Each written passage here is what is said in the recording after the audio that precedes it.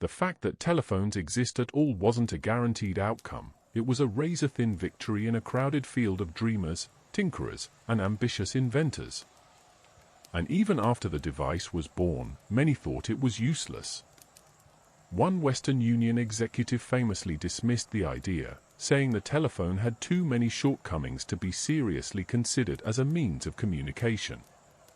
Imagine that, the invention that would connect billions of voices across the planet was, in its earliest days, considered little more than a novelty.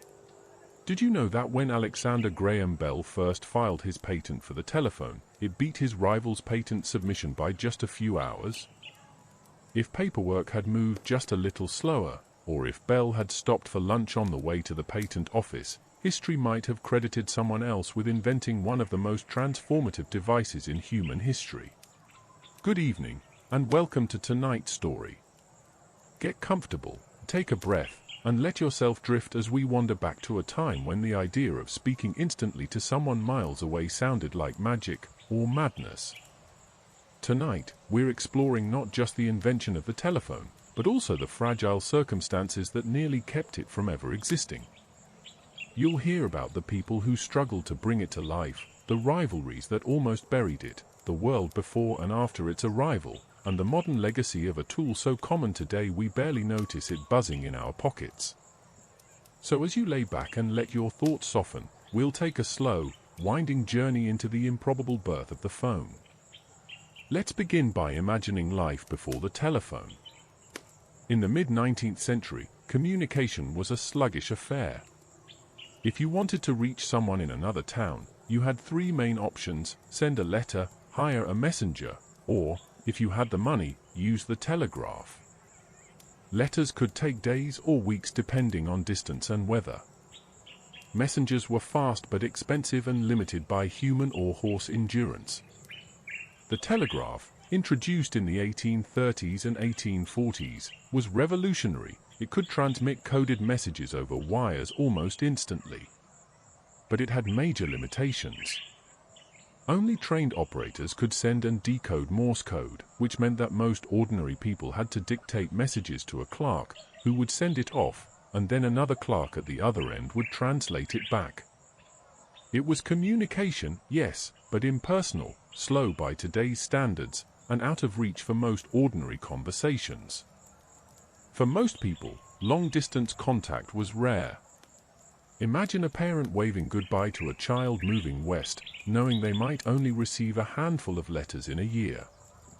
A letter carried emotion, but it was never the same as hearing someone's voice. A telegram could say, "arrived safely" or "come quickly," but it couldn't carry the warmth of laughter or the comfort of tone. The world before the telephone was one of distance, emotional as well as physical. Communities were tight-knit, but beyond your local circle, the world felt much farther away than it does today. Into this world stepped a cast of restless, imaginative minds. Alexander Graham Bell is the name most people know, but he wasn't working in a vacuum. Inventors like Elisha Gray, Antonio Meucci, and Johann Philipp Reis were all experimenting with ways to transmit the human voice electrically. Meucci, an Italian immigrant living in New York, had created a working voice communication device as early as the 1850s, but he lacked the money to file a full patent. When he did submit a temporary caveat, a sort of preliminary notice, it lapsed because he couldn't afford the renewal fee.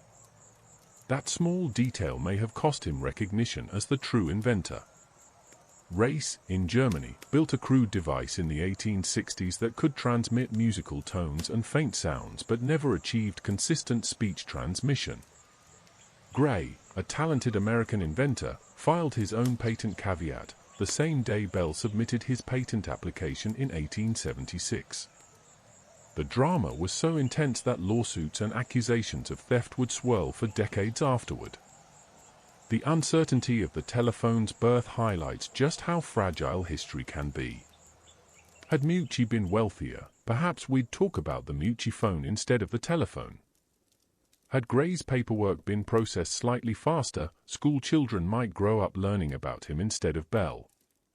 Even Bell himself nearly abandoned the project. His real passion was teaching the deaf, and the telephone began as a side experiment in transmitting multiple telegraph signals at once. It was an invention that, in many ways, stumbled into existence. But what made Bell succeed where others faltered wasn't just timing, it was his vision and relentless tinkering. Bell believed that sound could be transmitted as variations in electricity, not just dots and dashes.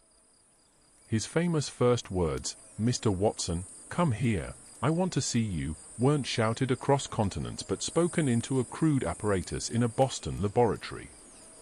It was a fragile, experimental moment, but it marked the birth of a technology that would reshape the world. And yet, even after that first call, the device's future was uncertain. Once the phone was born, it wasn't instantly celebrated.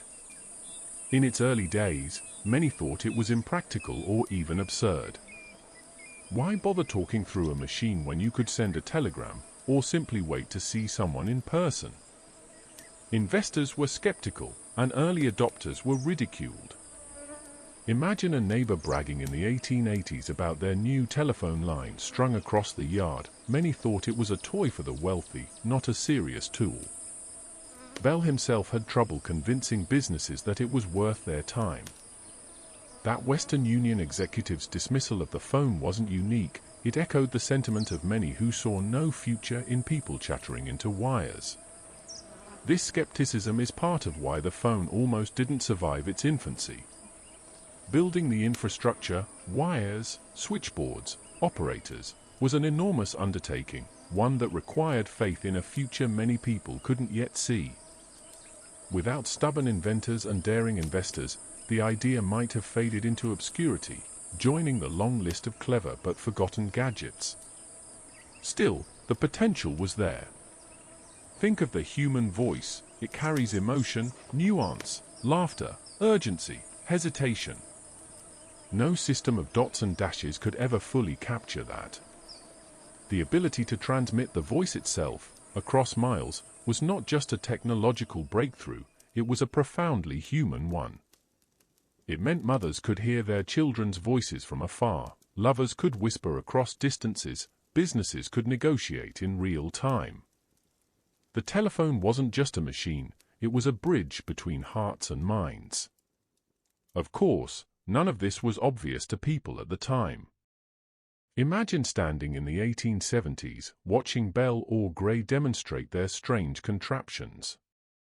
The wires hummed faintly, the devices crackled, and if everything worked perfectly, you might hear a muffled word or two. It must have seemed closer to a parlor trick than a world-changing invention. Skeptics laughed, newspapers poked fun, and even Bell admitted the devices were temperamental at best. But history is full of moments where a fragile, flickering spark was almost extinguished, only to grow into a flame that lit the world. When we look back now, it feels inevitable, the march of progress, the steady unveiling of new technologies. But the truth is, nothing about the telephone was guaranteed. It required persistence, luck, and timing. It required Bell's imagination, Watson's practical skill, Gray's near miss, Milchi's forgotten prototypes, and the willingness of people to invest in an idea they barely understood. It was a precarious balancing act, one that nearly collapsed at several points. So tonight, as you let your eyes grow heavy, we'll walk through the unlikely journey of this invention. We'll explore the early struggles and breakthroughs, the world before and after the phone, the way it spread and transformed societies, and the modern legacy it left behind. Along the way, you'll meet inventors who fought for credit, companies that battled for dominance, and ordinary people whose lives were quietly reshaped by a ringing bell. In the next part of our story, we'll dive deeper into those early struggles, the failed prototypes, the rivalries, and the moment when one shaky, experimental phone call changed everything. For now, let yourself sink into the thought of how close humanity came to missing out on one of its most defining tools.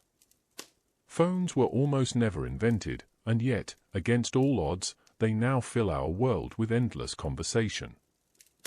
It's easy, looking back from the comfort of our modern world, to assume the invention of the telephone was a clean, straight line. An inventor has an idea, builds a device, and suddenly, the world changes.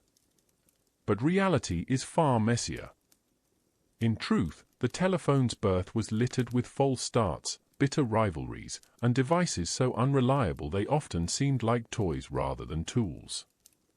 To understand why the phone almost never came to exist, we have to step into the chaos of those early experiments where inventors pushed wires, magnets, and their patience to the very limit. The mid-19th century was a golden age of electrical experimentation. Scientists and tinkerers everywhere were enchanted by the telegraph, the great breakthrough of its day. It had shown that electricity could transmit information across great distances, and suddenly the dream of sending not just dots and dashes, but the very sound of the human voice, seemed tantalizingly close. But while the telegraph relied on simple on-off signals, the voice was infinitely more complex, a symphony of vibrations, tones, and pitches. Capturing it and recreating it across a wire was like trying to bottle the wind. One of the first dreamers to try was Johann Philipp Reis, a German school teacher with a love for science. In the 1860s, he constructed a device he called the telephone. It could transmit simple sounds, musical notes, even snatches of speech. But the words arrived garbled, like whispers through a storm. In one famous demonstration, he tried to send the phrase "Das Pferd frisst keinen Gurkensalat," the horse does not eat cucumber salad. It was a deliberately odd sentence, meant to test clarity. The listener on the other end heard something closer to a jumble of noise. Reis had proven that voice could travel electrically, but not clearly enough for practical use. His invention was more curiosity than communication. Meanwhile, in Italy, Antonio Meucci was working on his own experiments. Living in New York in the 1850s, he devised a crude system to connect rooms in his home, so his bedridden wife could talk to him without shouting. Meucci's device, which he called the teletrofono, used vibrating membranes and electromagnetic signals, ideas remarkably close to what would eventually become the telephone. But Meucci was a poor immigrant. He couldn't afford a full patent and instead filed a temporary caveat in 1871. When he failed to pay the renewal fee 2 years later, the opportunity slipped away. Some believe, to this day, that Meucci was the true father of the telephone, a man whose poverty erased him from history. Across the Atlantic, American inventor Elisha Gray was chasing the same dream. Gray was brilliant, well-connected, and deeply respected in the scientific community. In the early 1870s, he built devices that could transmit musical tones electrically, a stepping stone toward voice transmission. By 1876, Gray had developed a design for a telephone and prepared to file a caveat with the U.S. Patent Office. On February 14th of that year, a Valentine's Day, of all days, he submitted his paperwork. But fate had other plans. Just hours earlier, Alexander Graham Bell's lawyer had filed a full patent application for a remarkably similar invention. The race was over before Gray even knew it had begun. And here enters Bell, the man history remembers. Bell wasn't the only dreamer, but he was the one who combined vision, persistence, and a stroke of extraordinary luck. Born in Scotland in 1847, Bell came from a family fascinated with sound. His father, Alexander Melville Bell, developed a system called visible speech to teach the deaf how to articulate words.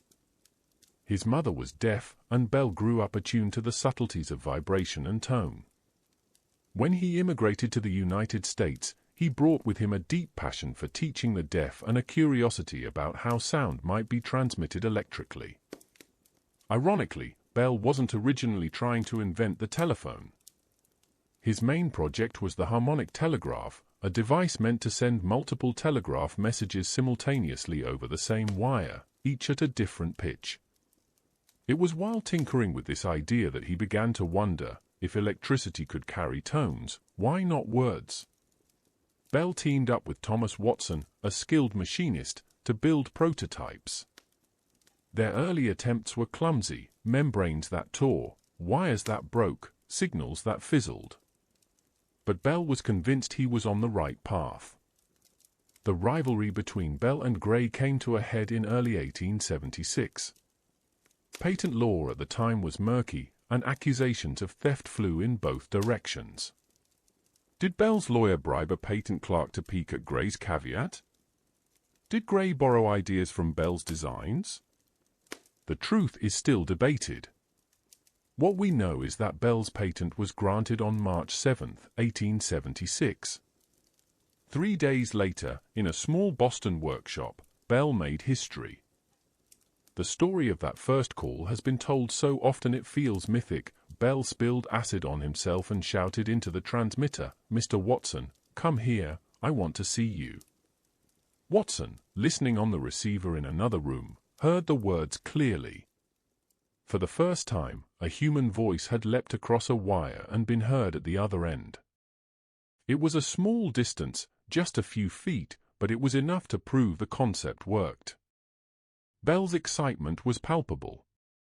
"The day is coming," he declared, "when telegraph wires will be laid onto houses just like water and gas, and friends will converse with each other without leaving home." But the road from one successful experiment to widespread adoption was anything but smooth. Early telephones were finicky, their sound quality poor. They relied on crude materials and constant adjustment. At first, they worked only point-to-point, one phone connected directly to another, with no system for switching calls. Critics mocked the idea, saying it would never replace the trusty telegraph. Some even considered it dangerous. What if people became addicted to constant chatter? Western Union, the telegraph giant of the age, dismissed Bell's offer to sell them his patents for $100,000. Their executives wrote that the telephone was inherently of no value to us. A mistake so large it would echo in business history for generations. Within a few decades, Western Union would regret it deeply, as the Bell Telephone Company rose to dominate communications. These early struggles were not just technical, but social. Convincing people to use the telephone required changing how they thought about communication itself. Speaking into a machine, to a disembodied voice, felt unnatural. Many people preferred the formality of letters or the brevity of telegrams. Early adopters often installed phones out of curiosity or novelty, rather than necessity. In one anecdote, a businessman who tried using a telephone gave up, complaining that the voices sounded like little more than unintelligible squawks. And yet, the potential was undeniable. Each improvement, better transmitters, clearer receivers, the invention of switchboards, made the experience a little smoother. What began as a laboratory curiosity slowly grew into a network that would bind communities, then nations, together. But in these fragile early years, the future of the telephone was anything but certain. A different decision, a different patent clerk, a different twist of fate, and the world might have moved on without it. Perhaps we would have stuck with the telegraph for another century, waiting for radio or some other leap to fill the gap. The telephone's survival was not inevitable, it was the product of persistence, rivalry, and just enough luck to push it forward. As you let your thoughts drift tonight, imagine those first, crackling calls, voices faint but full of wonder, carried not by messengers on horseback or lines of Morse code, but by invisible vibrations racing down copper wires. A miracle born from countless failures. Imagine life before the telephone. Not just before smartphones, not just before landlines, but before the very idea that you could hear another person's voice without being in the same room. If you wanted to send a message, your options were limited. You could write a letter, which might take days, weeks, or even months to arrive. You could hire a messenger to deliver a note or ride across town. If it was truly urgent, the telegraph was the cutting edge, dots and dashes racing along wires to be transcribed at a local office. But the telegraph was never personal. It was terse, often formal, and stripped of the warmth and tone of human voice. The difference the telephone made wasn't just technological, it was deeply human. Hearing someone's voice across distance restored emotion, nuance, and immediacy that written words couldn't capture. A mother could hear the voice of her son stationed in another city. A doctor could be summoned to a patient's bedside without delay. Business deals that once took weeks of correspondence could be arranged in minutes. The world before the phone was slower, quieter, and in many ways more disconnected. The world after the phone was noisier, faster, and undeniably closer. But the early adoption wasn't smooth or universal. At first, telephones were rare luxuries, installed mostly in the homes of wealthy families and the offices of big businesses. In cities like Boston and New York, early switchboards allowed a handful of subscribers to call one another, but the networks were tiny, often numbering only a few dozen. Rural communities were left out entirely.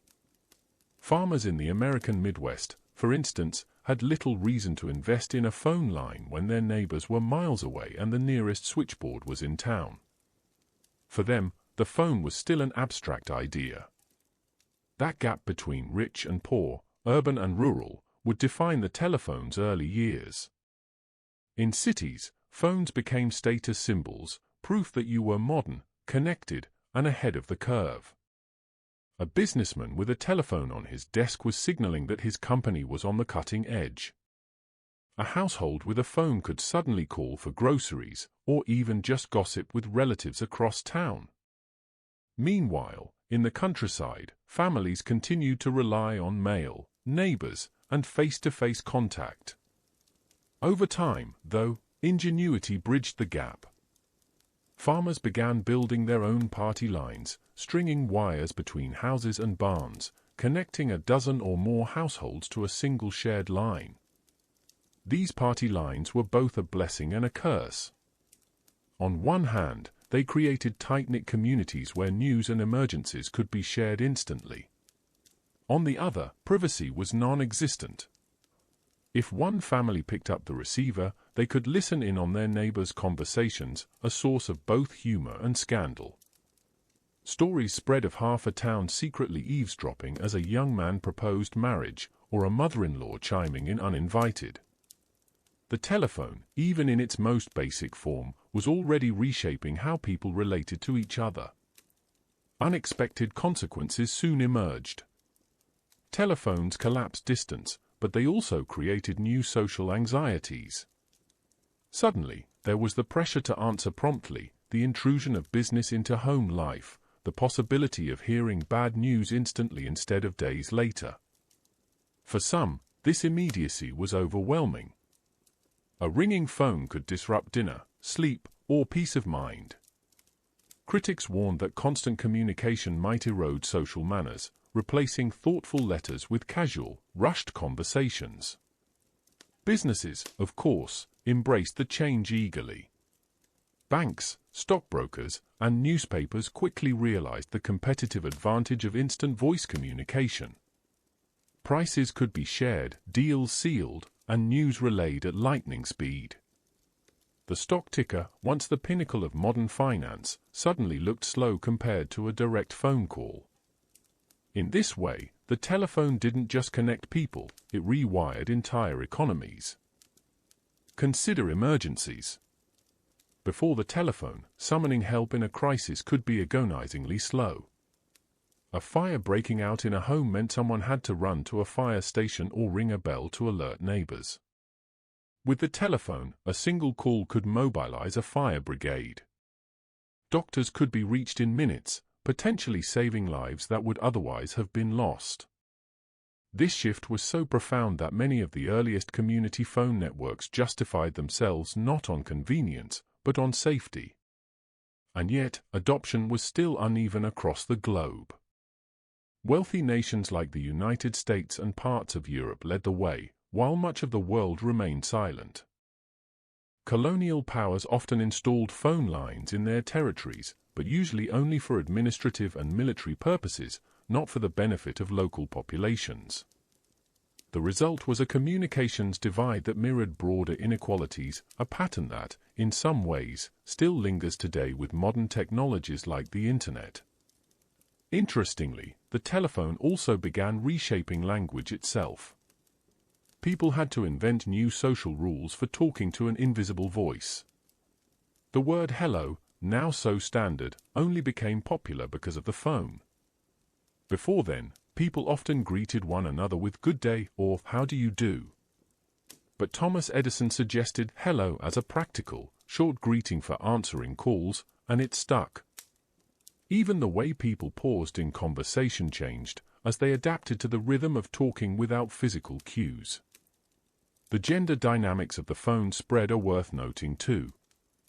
In the early days, telephone switchboards were operated by young boys, but their rough manners and tendency to prank callers quickly became a problem. Companies soon replaced them with women who were seen as more polite, patient, and reliable.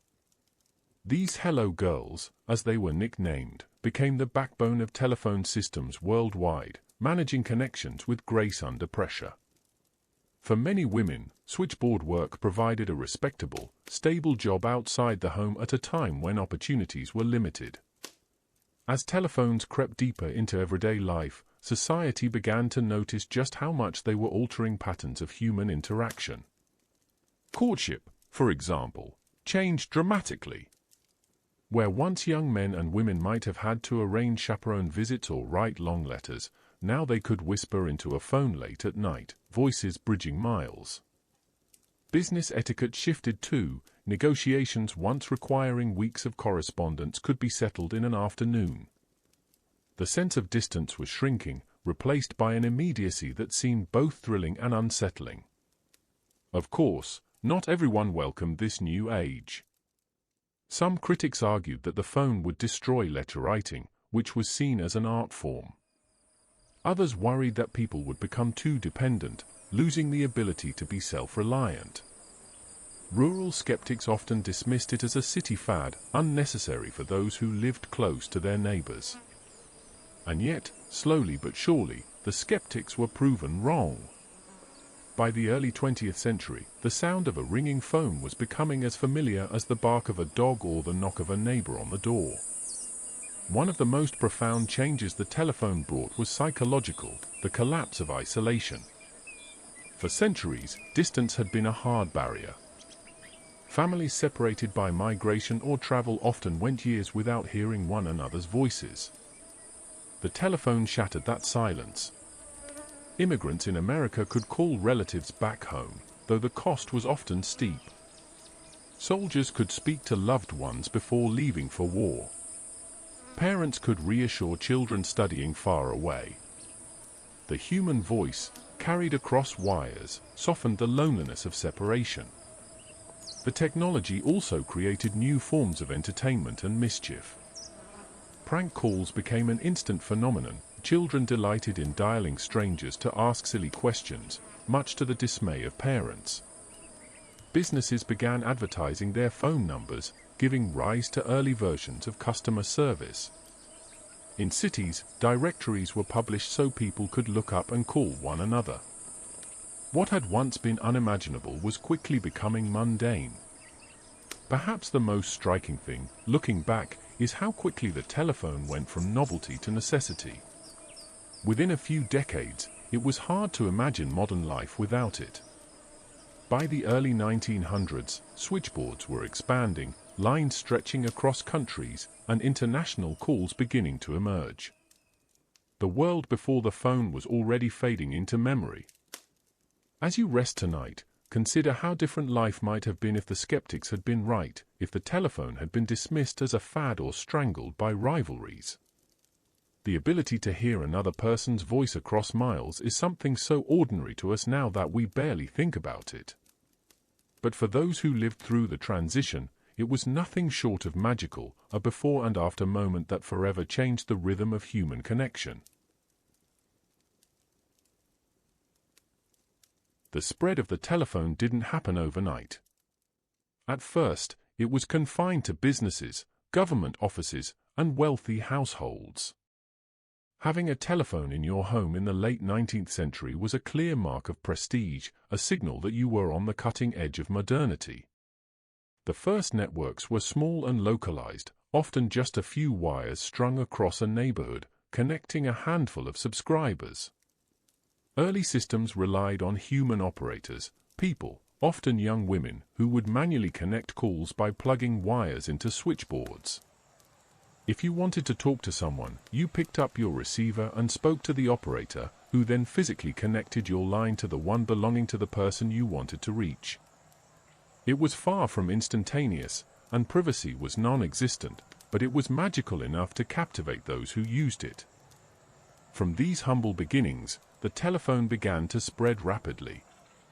Businesses were among the first to embrace it wholeheartedly, realizing that they could close deals, confirm orders, and coordinate operations at speeds that made letters seem like relics of another age. Imagine a banker in New York calling a client in Chicago in 1890. It was as if two distant cities had been folded closer together by invisible threads. Soon, hotels began installing telephones to attract guests, department stores used them for deliveries, and newspapers found that reporters could call in breaking stories. What once required messengers and telegrams could now happen in real time. By the 1880s and 1890s, telephone exchanges were springing up in cities around the United States and Europe. Companies such as Bell Telephone in America and the National Telephone Company in Britain were laying down vast webs of copper wire. Telephone poles began to line streets, changing the look of urban landscapes. For many, the sight of these poles and wires felt like a symbol of progress, though others grumbled that they cluttered the skyline. Rural areas lagged behind, as laying lines across farms and remote regions was costly. Still, inventive communities found ways around this. Farmers in parts of the Midwest strung their own wires along fences, creating improvised networks. It was crude but effective, and it demonstrated that the hunger for connection was not limited to cities. The early 20th century brought key transformations.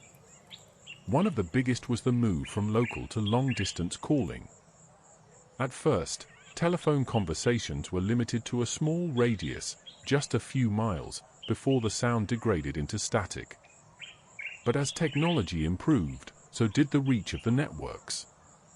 In 1915, a milestone was reached, the first transcontinental call, from New York to San Francisco.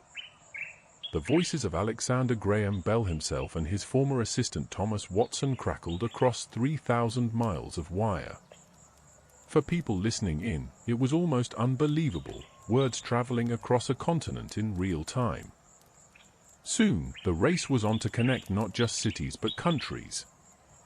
Submarine cables were laid across oceans, enabling international calls. What once took weeks by ship and days by telegraph could now be spoken aloud in minutes. Businessmen, diplomats, and eventually ordinary people could hear each other's voices across the Atlantic or the Pacific. The world, once vast and separated by daunting distances, was shrinking into something more intimate. This expansion wasn't just technological, it was cultural. The telephone began to change how people lived their daily lives. Families separated by geography could remain connected in a way that letters never quite allowed. Lovers could speak late into the night, their whispered words passing along wires. Parents could check on children, friends could make plans, and emergencies could be handled in real time. A farmer could call a doctor instead of sending someone riding miles to town. A factory could summon workers instantly. A store could confirm an order in seconds. But the transformation didn't stop at voice calls. As telephone networks grew denser, new industries emerged to support them. Switchboard operators became a common profession, one dominated by women at a time when career opportunities for women were limited. It wasn't glamorous work, but it was steady, and it gave many women an entry into the workforce. Telephone companies grew into massive corporations, wielding enormous economic and political power. In America, Bell Telephone's parent company, AT&T, became one of the largest monopolies in history, controlling almost all long-distance service for decades. In many ways, the growth of the telephone mirrored the growth of industrial capitalism itself, centralized, powerful, and transformative. The telephone also began to influence language and behavior. Before the phone, people were accustomed to writing letters or sending telegrams, which encouraged more formal communication. With the phone, speech became more immediate and casual.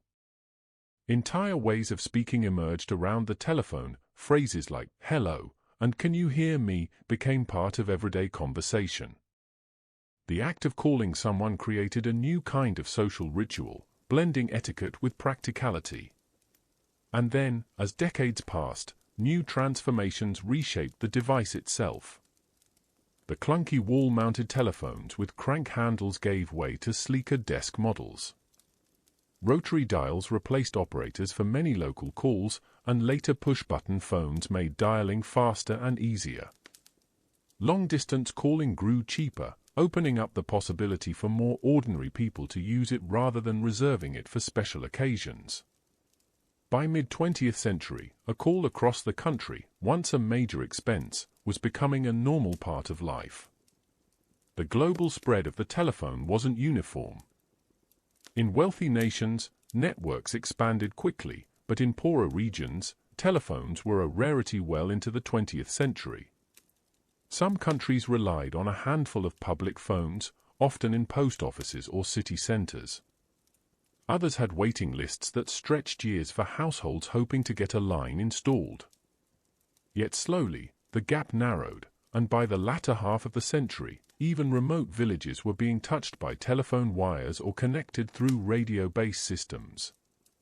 One of the most dramatic transformations came in the mid-20th century with the advent of mobile telephony. At first, these were enormous devices, mounted in cars and used primarily by military officers, emergency responders, and the wealthy elite. The idea that you could carry a phone with you, untethered from a desk or wall, seemed futuristic. But the seeds had been planted. By the 1980s and 1990s, mobile phones began to shrink in size and price, opening the door to broader adoption. What began as a voice-only tool soon evolved further, setting the stage for the world we know today. The transformation of the telephone was not just about convenience. It reshaped industries, economies, and politics. In times of war, telephones became lifelines for military coordination. Governments used them for diplomacy, corporations for commerce, and ordinary people for social connection. The speed of decision-making accelerated. Crises could be managed in minutes instead of days. Entire businesses emerged, call centers, long-distance carriers, and eventually cellular networks, all built on the foundation of that first spark of innovation. And through it all, the cultural impact deepened. People began to expect constant connection. The telephone created new social dynamics, sometimes even new anxieties. Parents worried when children didn't call. Workers became tied to their offices, reachable at all hours. Emergencies were no longer distant events, they could be reported instantly, with sirens arriving much faster than before. As the century wore on, the telephone became so ubiquitous that it faded into the background of daily life.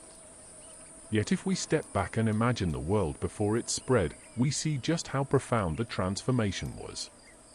What once took weeks of waiting, what once required trust in the speed of ships or the patience of letter writing, could now happen instantly with a few words spoken into a receiver. The story of the telephone spread is really the story of humanity's shrinking distances.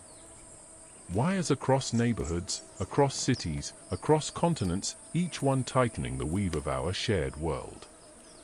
And with each stage of expansion, the telephone transformed from a curiosity into a necessity, from a luxury into a lifeline. As we drift further into the night, imagine the glow of city streets in the early 20th century, telephone poles standing like sentinels along sidewalks, wires humming with voices. Imagine rural farmers stringing their own makeshift lines, eager not to be left behind. Imagine the excitement of hearing a loved one's voice across an ocean for the first time. These were the moments when the telephone ceased to be just an invention and became instead a symbol of connection itself. And yet, as much as the telephone spread and transformed society, it was still only the beginning. Ahead lay new innovations: radio, television, the internet, and of course, the cell phone, that would build upon this foundation and push humanity into ever deeper webs of communication. But none of it would have been possible without that slow, steady spread of the telephone, one wire at a time, one call at a time, until the whole world seemed to buzz with the possibility of being heard. By now, we followed the telephone from its fragile beginnings in the 19th century to its rapid spread across the globe, watching as it rewired the rhythms of human life. In this part of the story, we step into the present, our world, where the phone is no longer a wooden box with wires, nor a rotary dial perched on a desk. Instead, it has become a sleek, glowing rectangle we carry in our pockets, an object so familiar that it feels less like a device and more like an extension of ourselves. And from here, we'll also look forward to the future of the phone, where it might go, how it might continue to change us, and what it tells us about humanity's endless drive to stay connected. The modern legacy of the phone begins with the mobile revolution. For much of the 20th century, telephones were tethered to a wall, a cord, and a fixed location. If someone called your home or office and you weren't there, you simply missed the call.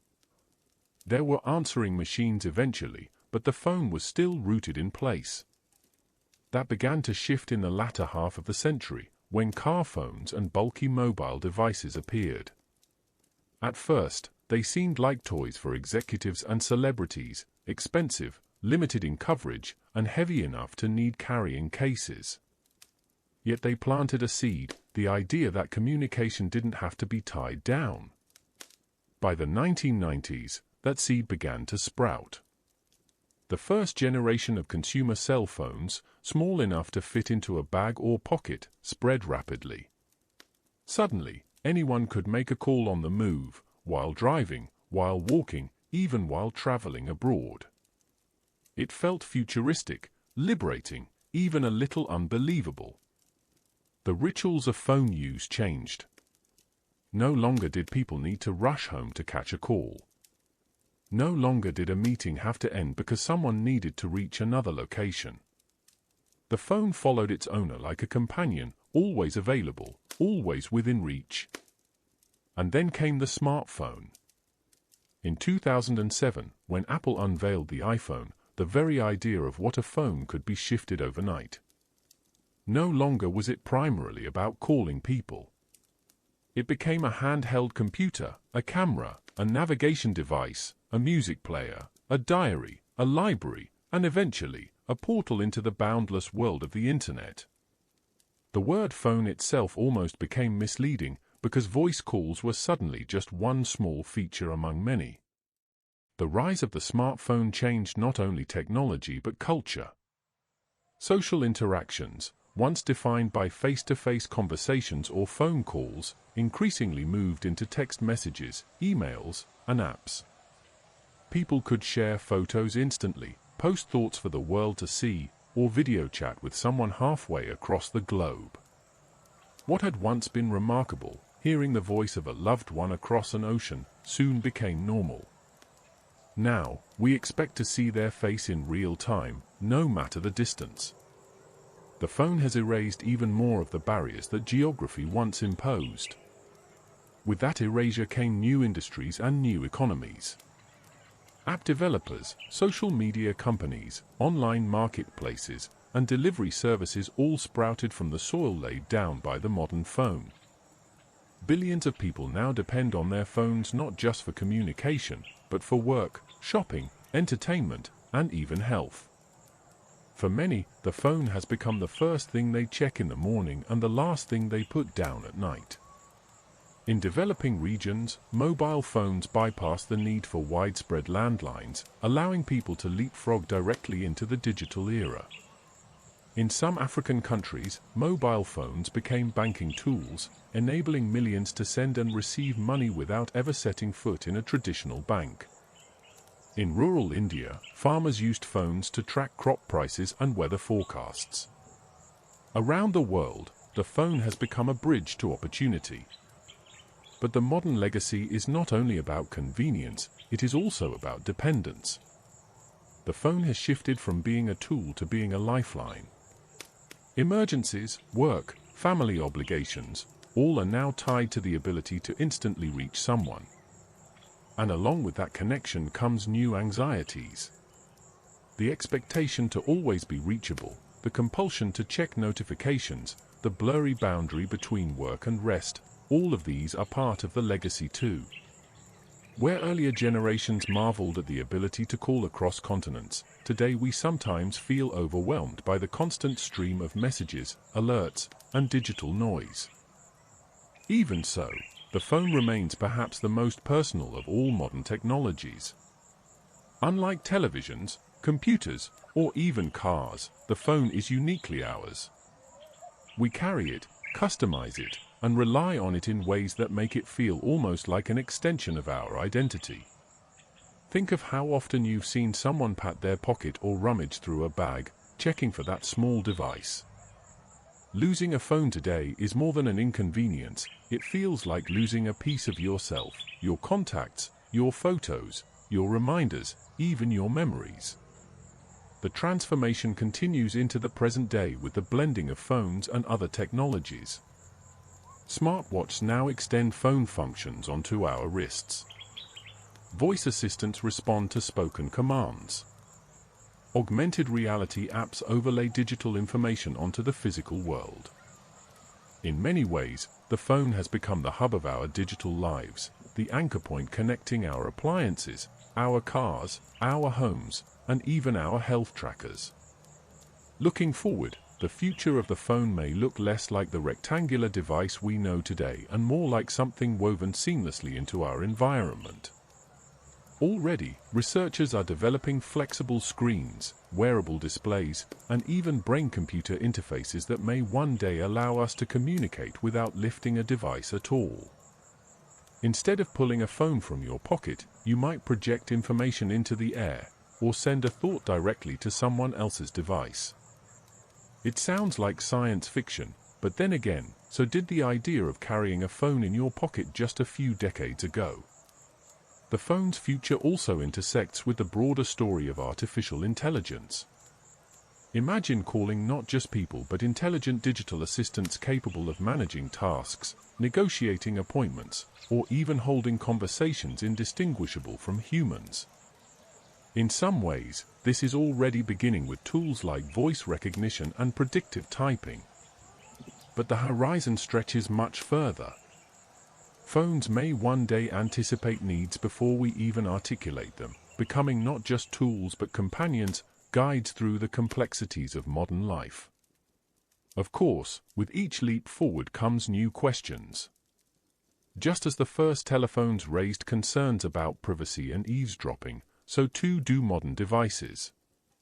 How much of our lives are stored in these devices? Who controls the data? What happens when the lines between human conversation and digital mediation blur entirely? The legacy of the phone is not only its power to connect but also the challenges it introduces along the way. And yet, despite all the complexity, the core purpose of the phone remains simple: to bring people together across distance. That was true when Bell first called Watson in 1876, and it remains true when a child video chats with a grandparent across the ocean today. No matter how much the technology changes, the essence of the phone is the same. It collapses space. It pulls voices and faces closer. It makes the far away feel near. As you drift deeper into this story tonight, picture the modern phone not just as a device in your hand, but as a thread woven into the fabric of humanity. Think of the billions of calls and messages flowing invisibly around us at every moment, voices carried on radio waves, data pulsing through fiber optic cables beneath the seas, signals bouncing off satellites in the silent dark of space. It is a symphony of connection, an endless chorus of human presence made possible by that one invention. And when we look to the future, perhaps the most striking realization is this: the story of the phone is not finished. Just as we can trace its path from a wooden box in Bell's laboratory to the smartphones glowing in our palms, so too will future generations look back on us as a transitional stage. They may laugh at the clunkiness of our devices, marvel at our obsession with screens, or see in our phones the seeds of something far grander, an age where communication becomes so seamless, so effortless, that we no longer think of it as technology at all. For now, though, as you rest, it is enough to reflect on how far we've come. From wires stretched along fences to satellites orbiting the Earth, from whispered words across a continent to high-definition video calls across oceans, the phone has transformed not just communication but what it means to be human. It is our memory keeper, our connector, our lifeline, our companion. And its legacy, modern and future alike, is a testament to the simple, enduring truth that we are a species that longs to reach out, to be heard, and to stay close, no matter the distance. So, let us leave this part of the story with a gentle thought. Every time you hear a ringtone, send a message, or see a glowing screen, you are touching a piece of history that stretches back nearly 150 years, a legacy built one call at a time. And somewhere, in the near or distant future, the next chapter waits, ready to transform the way we connect again.